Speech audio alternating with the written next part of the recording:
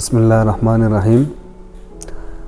میرا نام ڈاکٹر محمد الطاف حسین ہے اور میں live stock and dairy development and Khyber Pakhtunkhwa Peshawar میں ایز اے ویٹنری آفیسر کام کر رہا ہوں۔ آج ہم پولٹری فارمنگ کے بارے میں کچھ آپ کے ساتھ شیئر کریں گے۔ تو پولٹری فارمنگ جیسے ہی ہم یہ لفظ سنتے ہیں تو پولٹری ہمارے ذہن میں آتا ہے کہ پولٹری ہے کیا چیز۔ تو پولٹری ویٹنری سائنس کا ایک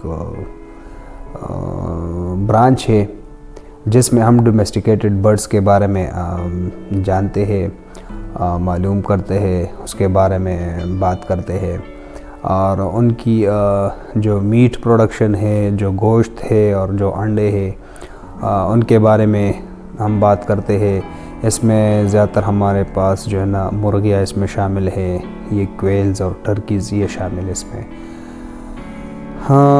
پولٹری کا جو برائلر ہے، جو برڈ ہے، اس کو ہم گیلس ڈومیسٹکس کہتے ہیں، یہ اس کا بایولوجیکل نام ہے۔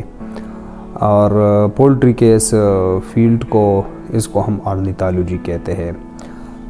اب ہم آتے ہیں پولٹری فارمنگ کی طرف۔ تو پولٹری فارمنگ جو ہے نا یہ ان برڈز کی بریڈنگ کو اور ان کی نیوٹریشن مینجمنٹ اور ہاؤسنگ اور ڈیزیز کنٹرول اور مارکیٹنگ کو ہم پولٹری فارمنگ کہتے ہیں۔ تو یہ ہے کچھ پولٹری اور پولٹری فارمنگ کے بارے میں کچھ انفارمیشن، ان کی ڈیفینیشن جو ہم نے آپ کے ساتھ شیئر کی ہے۔ اب ہم آتے ہیں ٹائپس کی طرف، جو مطلب پولٹری فارمنگ کی کتنی قسمیں ہیں، تو قسموں کی طرف ہم آتے ہیں۔ تو بیسیکلی بنیادی طور پر دو قسمیں ہیں، ایک کو ہم کہتے ہیں کمرشل پولٹری فارمنگ اور دوسری کو بیک یارڈ پولٹری فارمنگ کہتے ہیں۔ تو کمرشل میں پھر ہمارے پاس مزید 3 قسمیں ہیں جو کہ برائلرز، لیئرز اور بریڈرز ہیں۔ بیک یارڈ پولٹری نام سے ظاہر ہے، تو یہ ہم مطلب گھروں میں ہم جو ہے نا جو پالتے ہیں جو مرغیاں، ان کو ڈوئل پرپز کے لیے، تو زیادہ تر یہ لوکل بریڈز ہوتے ہیں بیک یارڈ پولٹری میں۔ اور کمرشل پولٹری میں برائلرز ہے، لیئرز ہے، بریڈرز ہے۔ برائلرز، لیئرز اور بریڈرز کو ہم مزید آپ کے ساتھ جو ہے نا ڈسکس کرتے ہیں۔ تو برائلرز جو ہے نا وہ مرغیاں ہیں جو کہ ہم گوشت کے لیے پالتے ہیں، اور یہ تقریباً 30-40 دنوں کے اندر 3 سے 3.5 کلو یہ جو ہے نا فیڈ کھاتے ہیں۔ ایک برڈ جو ایک مرغی 3 سے 3.5 کلو تک یہ فیڈ کھاتا ہے، اور یہ تقریباً 1700 گرام وزن ہمیں دیتا ہے۔ لیئر جو ہے نا یہ ہم انڈوں کے لیے پالتے ہیں، اور یہ 17 ہفتوں کے بعد جو ہے نا یہ 17 ہفتوں کے بعد یہ انڈے دینا شروع کر دیتے ہیں۔ اور ایک برڈ جو ہے نا ایک لیئر تقریباً سال میں 150 سے لے کے 300 انڈے جو ہے نا ایک سال میں دے دیتے ہیں۔ اور اس کے بعد پھر بریڈرز ہے۔ تو بریڈرز جو ہے نا یہ ہم زیادہ تر بریڈنگ پرپس کے لیے رکھتے ہیں، اور اس سے ہمیں فرٹیلائزڈ انڈے جو ہے نا وہ زرخیز انڈے ہمیں حاصل ہوتے ہیں، جس سے چکس پھر نکلتے ہیں۔ تو یہ برائلرز اور لیئر جو ہے نا یہ دونوں ان بریڈر سے جو ہے نا ان کے انڈوں سے جو ہے نا وہ پیدا ہوتے ہیں۔ تو یہ 3 قسم کے برائلرز، لیئرز اور بریڈرز ہے۔ اب ہم آتے ہیں زیادہ تر یہ گاؤں میں جو ہے نا ہر فیملی اس کے ساتھ ان کا واسطہ ہے، اور شہری علاقوں میں ہر 5واں خاندان اس کے ساتھ ان کا واسطہ ہے۔ اب جو ہے نا ایگریکلچرل جو زمین ہے دن بدن کم ہوتی جا رہی ہے، تو ان کی بھی کچھ کمی آ رہی ہے۔ ویسے کمی تو نہیں آ رہی، لیکن اگر آ بھی جائے تو اس کا الٹرنیٹ جو ہے نا ہمیں پولٹری پروڈکشن جو ہے یہ اس کو فلفل کر سکتا ہے پروٹین کے ڈیمانڈ کو۔ تو اس حوالے سے بھی جو ہے نا پولٹری اپنا کردار ادا کر رہا ہے۔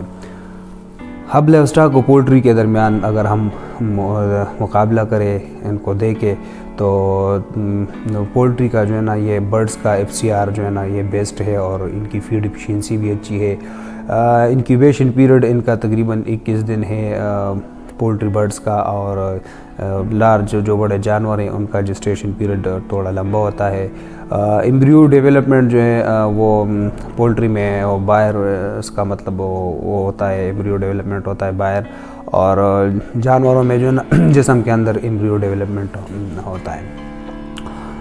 پولٹری میں کوئک ریٹرن جو ہے نا وہ ریٹرن کوئک ہوتا ہے، اور لارج اینیمل میں سال کی بنیاد پہ ہوتا ہے ریٹرن۔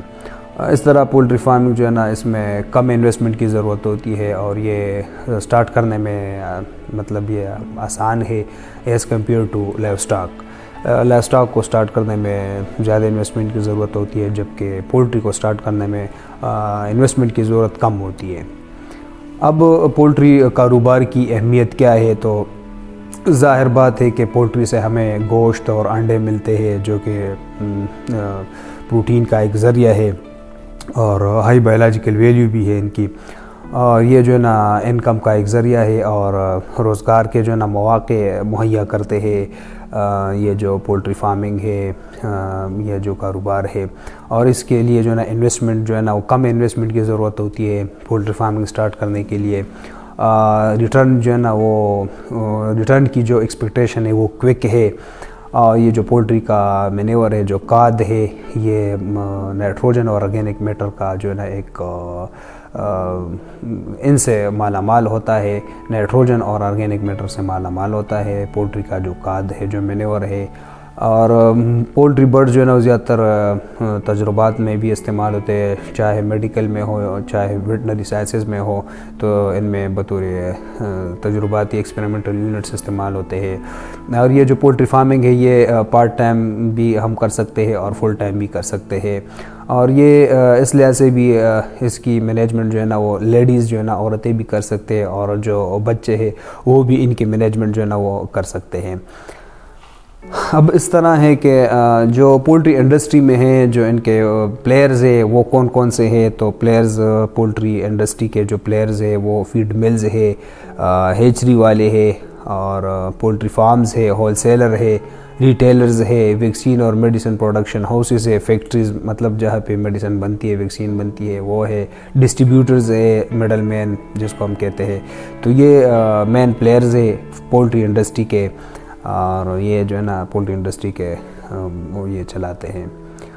اب پولٹری ہاؤسنگ جو ہے نا وہ پولٹری ہاؤسنگ ہمارے پاس جو ہے نا دو قسم کے ہیں، وہ تو ہم اوپن شیڈ یا اوپن ہاؤس کہتے ہیں، دو سسٹمز ہے، تو ایک اوپن سسٹم یا اوپن ہاؤس اس کو ہم کنونشنل بھی کہہ سکتے ہیں، دوسرا کنٹرول شیڈ ہے۔ تو یہ جو اوپن شیڈز ہوتے ہیں اس میں مطلب ہر چیز کی مطلب وہ کوئی خاص سٹینڈرڈ اس طرح ہم نہیں رکھتے، نہ کوئی مطلب ہر چیز کنٹرول ہوتی ہے، تو اس کے لیے انویسٹمنٹ بھی کم مطلب درکار ہوتی ہے، اور اس میں زیادہ تر ہم 4000 5000 6000 جو ہے نا وہ چوزیں رکھ سکتے ہیں، زیادہ تر یہی 5-6000 3000 4000 یہ رکھتے ہیں، پالتے ہیں۔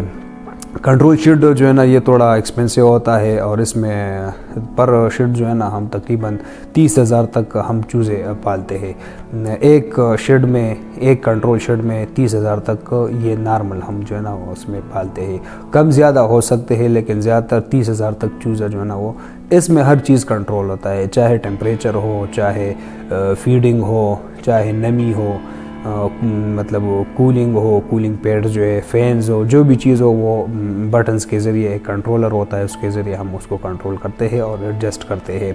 تو یہ دو سسٹم زیادہ تر جو ہے نا پولٹری ہاؤسنگ کے یہ ہے۔ اور ویکسینیشن تو برائلرز کے لیے ہم جو ہے نا 30-40 دن کے اندر ہم 4-5 قسم کے ویکسین کرتے ہیں، چھٹے دن پہ ہم NDA کرتے ہیں، 12ویں دن پہ ہم گمبورو کرتے ہیں، گمبورو اے، اور 18ویں دن پہ ہم گمبورو بی کرتے ہیں، 21ویں دن پہ ND لسوٹا کرتے ہیں، اور 28ویں دن پہ ہم ND کلون کرتے ہیں۔ لیئرز کے لیے بھی تقریباً 30-40 دن کے لیے یہی ویکسینیشن ہوتی ہے، لیکن یہ ہے کہ ہر سال ہر 30-40 دن کے بعد پھر ہم ایک بوسٹر ڈوز لگاتے ہیں، ہر 30-40 دن کے بعد، پھر مطلب پہلے 30-40 دن کے بعد جو ہے نا مطلب پہلے مہینے کے بعد جو بھی ہر مہینے کے بعد پھر جو ہے نا ہم وہ ایک بوسٹر ڈوز لگاتے ہیں ND کا۔